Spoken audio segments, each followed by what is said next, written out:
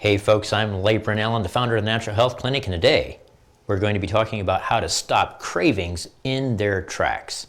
Stay tuned right after this.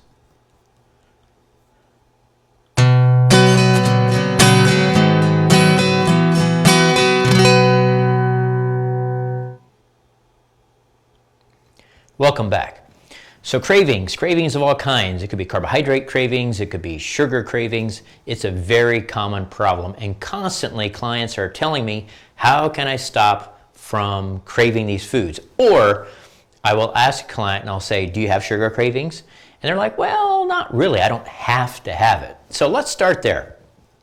First of all, what is a craving? Well, a lot of times people wake up and they start thinking about food.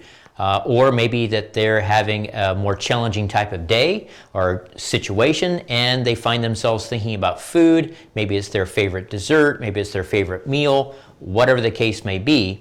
And that is actually because of two main neurotransmitters going to work in your brain.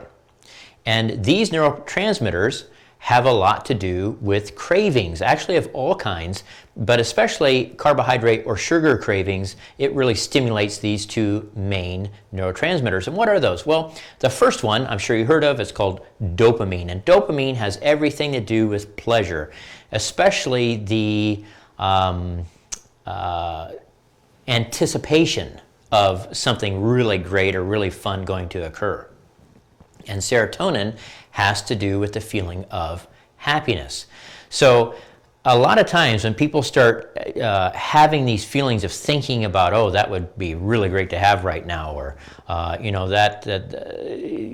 soon as I have my ice cream, it's going to make me feel better and just help me relax and things like that. That is really the very definition of a craving.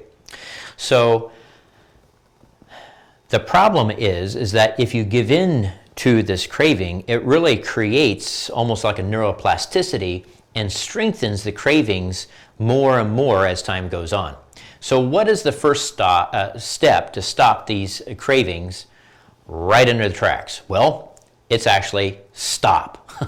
All right, stop consuming the things that your body is craving. If you continue to consume them, you're just going to, as I mentioned, perpetuate this entire physiological process. And when you stop, the very best thing to do is to fast, at least for 24 hours, and longer is even better. Well, why is that? It's because one of the amazing things that occurs when you fast, and when I'm speaking of fasting, I mean only consume fluid, water, during this period of time. For the 24 or 48 hours or 72 hours or whatever it is, you're only consuming water. And what happens is that your brain goes to work. It starts, in effect, resetting and rewiring these neurotransmitters and the way that your brain actually functions. When you fast, it really destroys this loop of cravings that has been developed over time. So the next step is to then get rid of the triggers. Well, what does that mean? Don't have the foods or the beverages or whatever it may be in your home. That's the very first step. Because if you see them or even a picture of them, you will actually create this craving again through dopamine being released, and you'll have this anticipation of how fantastic it would be to have.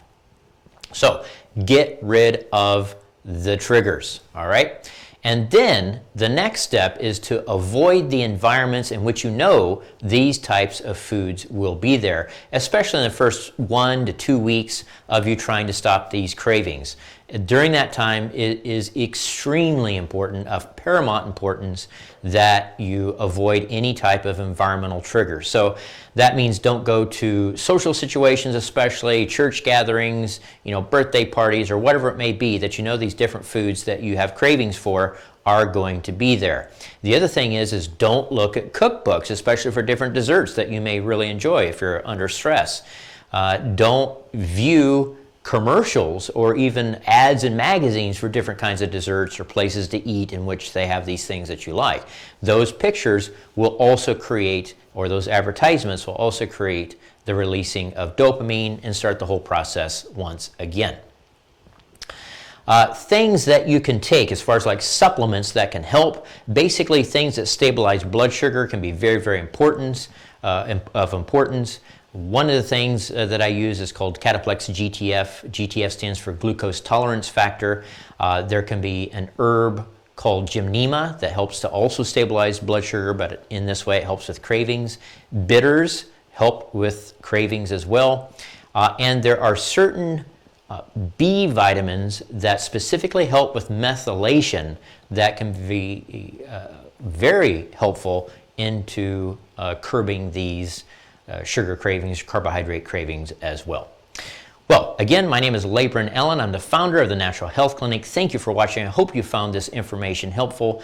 I would really appreciate you helping us out through the Facebook algorithm, which hates information like this. They do not want this information to get to the masses, shall I say, because they don't want real help for them. They want them to be in the establishment, in the medical model, taking all those medications, etc., etc. So if you would share this video, if you would like this video, comment on it, that would also be helpful.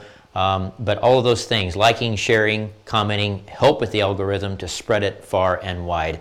I very much appreciate that, and thank you very much for watching.